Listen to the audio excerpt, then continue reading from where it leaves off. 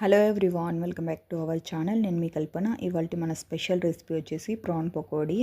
ఈ పకోడీ వచ్చేసి పైన క్రిస్పీగా లోపల సాఫ్ట్గా చాలా అంటే చాలా టేస్టీగా ఉంటుంది. ఇది కావాలంటే స్టార్టర్ కింద తినొచ్చు, లేదంటే రైస్లోకి సైడ్ డిష్ కింద అయినా సర్వ్ చేసుకోవచ్చు. పిల్లల నుంచి పెద్దవాళ్ళ వరకు ఎవరైనా సరే చాలా అంటే చాలా ఇష్టంగా తింటారు. పిల్లలు స్కూల్ నుంచి వచ్చిన తర్వాత వేడివేడిగా చేసి ఈ విధంగా సర్వ్ చేసి చూడండి, చాలా లైక్ చేస్తారనమాట. మళ్ళీ ఇంకెప్పుడు బయట దొరికే ప్రాన్ పకోడీ జోలికి అస్సలు వెళ్ళరు, అంత టేస్టీగా ఉంటుంది. ఇక లేట్ చేయకుండా ఈ ప్రాన్ పకోడీని ఎలా ప్రిపేర్ చేసుకోవాలో చూసేద్దాం. నేను ఇక్కడ వచ్చేసి ఒక 200 గ్రామ్స్ వరకు రొయ్యల్ని తీసుకున్నాను. దీంట్లోకి 1 స్పూన్ వరకు కారం, అలాగే 1 పించ్ వరకు పసుపు, ఒక 1 స్పూన్ వరకు ధనియాల పొడి, ఒక హాఫ్ స్పూన్ వరకు మిరియాల పొడిని తీసుకుంటున్నాను. మీరు ఇంకా కావాలంటే ఇందులోకి గరం మసాలాను కానీ యాడ్ చేసుకోవచ్చు. అలాగే మన ప్రాన్ పకోడీ మరింత క్రిస్పీగా రావడానికి 1 స్పూన్ వరకు బియ్యం పిండి, అలాగే 1 స్పూన్ వరకు కార్న్ఫ్లోర్ని ఇక్కడ వచ్చేసి 1 స్పూన్ యాడ్ చేసుకున్నా కదా. మీరు ఓన్లీ కావాలంటే కార్న్ఫ్లోర్నైనా యాడ్ చేసుకోవచ్చు. అలాగే ఒక హాఫ్ స్పూన్ వరకు అల్లం వెల్లుల్లి పేస్ట్, ఒక హాఫ్ నిమ్మ చెక్కని పిండేసేసి తీసుకోండి.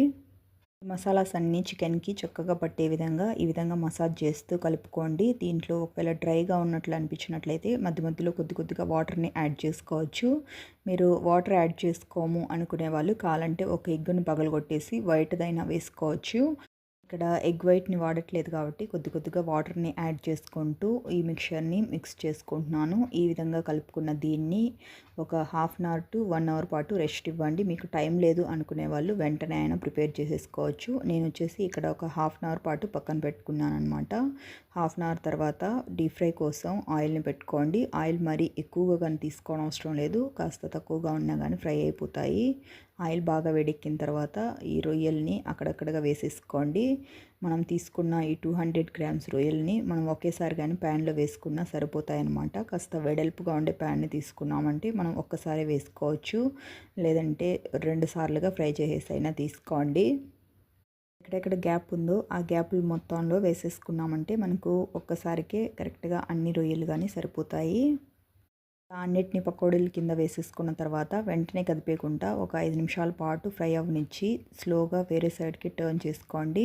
మధ్య మధ్యలో కలుపుకుంటూ 2 వైపులా మంచి కలర్ వచ్చే వరకు ఫ్రై చేసి తీసుకున్నామంటే మన రొయ్యల పకోడీ అయితే రెడీ అయిపోతుంది. ఇలా వేసుకున్న వీటిని చక్కగా క్రిస్పీగా అయ్యే వరకు ఫ్రై చేసేసి తీసుకుందాం. చూసారు కదా, ఈ విధంగా కలర్ చేంజ్ అవ్వగానే మనకు తెలిసిపోతుంది అనమాట. నేను గార్నిషింగ్ కోసం అన్నట్టు ఇక్కడ ఒక 3 వరకు పచ్చిమిర్చిని మధ్యలోకి కొంచెం ఘాట్లు పెట్టేసి వేసుకుంటున్నాను అనమాట.